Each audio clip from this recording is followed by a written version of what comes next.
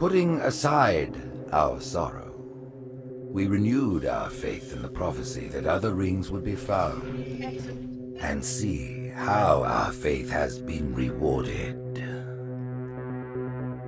The Covenant used to be the main threat, and it was a MacGuffin in the original Halo series because the real threat was the Forerunner legacy and the Flood itself. The Forerunners have been the source of so much mystery throughout the Halo franchise. It was something that was just fascinating to us. So far it's been a lot of stumbling into their belongings. You know, like we found Halos. And now we found something more. We found the Prometheans. There's a degree of animalistic fierceness that maybe you didn't see in previous games. The conditions and the context are what pit a hero and antagonist against each other. For this game, we're going to get to see a lot of complexity to their civilization. From their worldview, what they're doing has to make sense. Trying to figure out ways to tell that story without interfering with the shooting aspect of it has been a really challenging thing. We've gotten glimpses of this Forerunner presence that was kind of always there, open as to whether it would ever erupt. And it did. We're trying to really take game systems and manipulate them and give them emotional coloring and context. We wanted to create something that could stand alone and be an enemy that is just as challenging, just as engaging as the Covenant has been in the past for Halo. A lot of that initial discussion was around if you had this incredibly evolved race and they were well beyond humanity, the Covenant, what would that look like?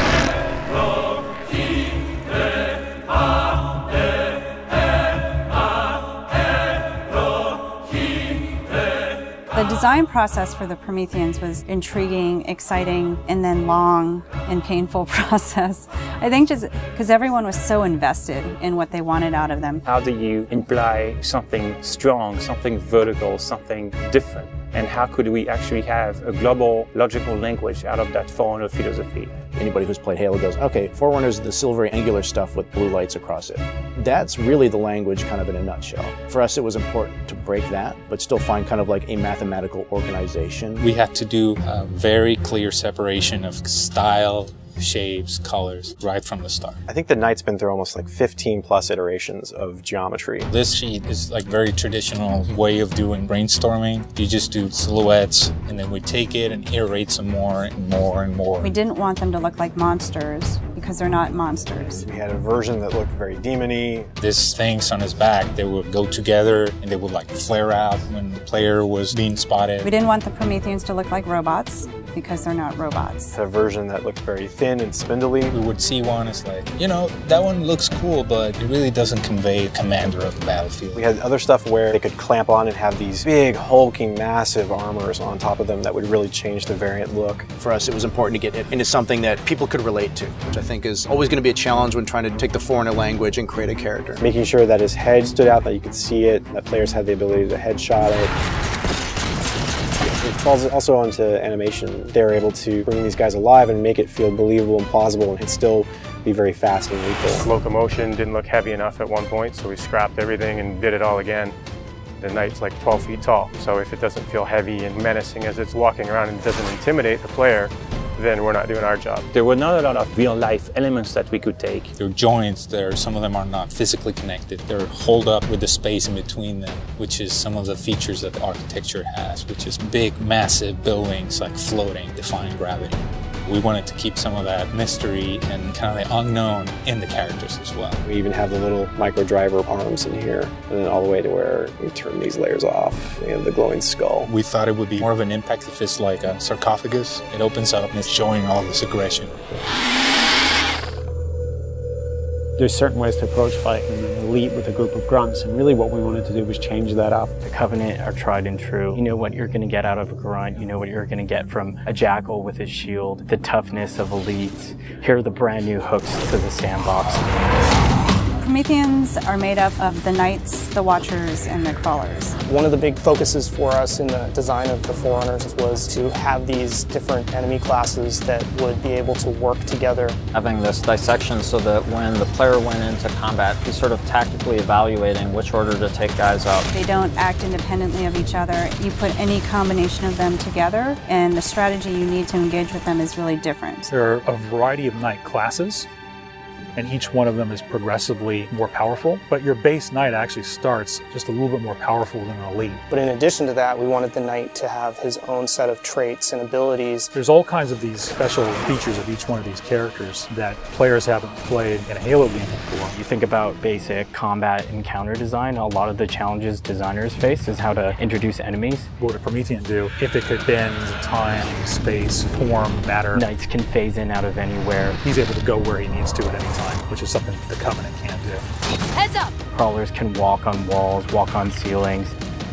If a knight shield bursts, crawlers will come rushing at you and try and like melee the player to get more aggressive. These certainly slot into that grunt style combatant. And so there was certainly a want to make sure that we can get a lot of them on screen. If you let too many of them get together, they become a really formidable force. One-off, super fun to take out. All together, it's like a pack of feral dogs. Its mandibles, when it screams, will actually separate and float around in the air while it's howling. Animation added so much fresh behavior to this character. It's very exciting. The Watcher is definitely a support class.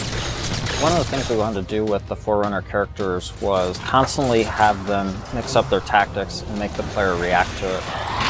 The Watcher is able to regenerate knights. One of the things we needed to do when the Watcher design was coming along was make sure that the Watcher would actually fit inside of the Knight. That bursts out and swap to the actual Watcher asset.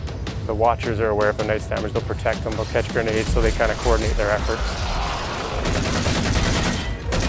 The Prometheans feel like the most advanced of the bunch. They're able to bring all of their technology and wisdom to the battlefield. With new enemy class comes new weapon class. We literally concepted probably 200 weapons for this game before we settled on the half a dozen that went in. It's kind of like you've got that balance between humans' model of what a weapon's like and the desire to want to try and make something crazy and futuristic. We tried coming up with this perfect mix of stuff that was still relatable. You would still identify a weapon as a rifle or a shotgun or a submachine gun, even though they're almost magical. The Forerunner Scattershot was probably the first one where we really nailed the design on it. Everybody loves the hinge action shotgun, so we tried doing something like that so that the reload animation would be to cock it up and the front half would smash together. Every time you pick up a Forerunner weapon, it forms in your hand. So that sort of kicked off the component of having these guns form around the player. So there's that moment of like, oh, what is this gun? What does it do? And then when it comes into shape, it's kind of immediately identifiable. What makes the Forerunner weapons distinct is that usually they have dual purpose. So for instance, from the bolt pistol, you can charge it up and have something that's equivalent to almost like a shotgun blast. In the case of the light rifle, we actually experimented with doing dual firing modes. We tried to make it so there was the best of both worlds with a BR and a DMR. It works like the battle rifle when you're not scoped. That has a little spread, has 3-shot burst, and it works like the DMR when you are scoped. So it's like a mini sniper rifle in a way. It actually changes to a different firing mode where the projectiles are stronger. One of the big things that we really focused on for them was making sure that the weapon doesn't just feel like a chunk of metal, but that it actually has glowing energy that's flowing through the gun, going down the barrel, so that everything is very full of life. The moment where all the Promethean effects really started to click the most was when we started showing the dissolve whenever you kill a knight.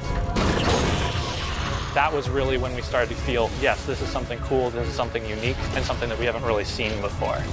This is an early prototype of the Knight E-Res. As the sphere expands, you see the particles are birthed, and everything in the red region you see will be the crack and the erode. When you shoot and kill the knight, the actual point on the body where you did the damage is where the dissolve starts. So if you shoot from his foot, he will de-res from the point of his foot up. The end result, when we blow up a knight, they dissolve, proving that the technology works.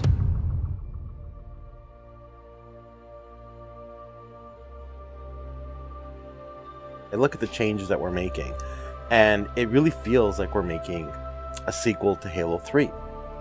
And that's exactly what we're setting out to do. We have the Covenant from previous games. We have the UNSC. We had all these things to take from, like, all right, we can make a new take on this, but we had zero information to some of this Forerunner stuff. We're not just on a Halo, we're on a whole planet now.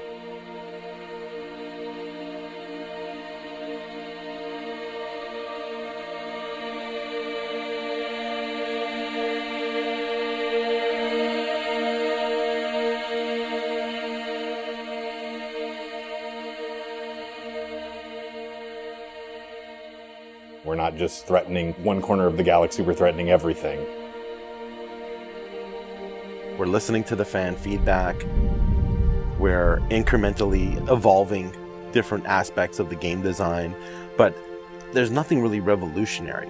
And I think that's important, because I think really good design is evolutionary, not revolutionary.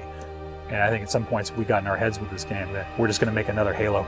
I don't think that's what people want. They may think they want that, but what they really want is something that speaks to the things that they love, but then provides them with something new.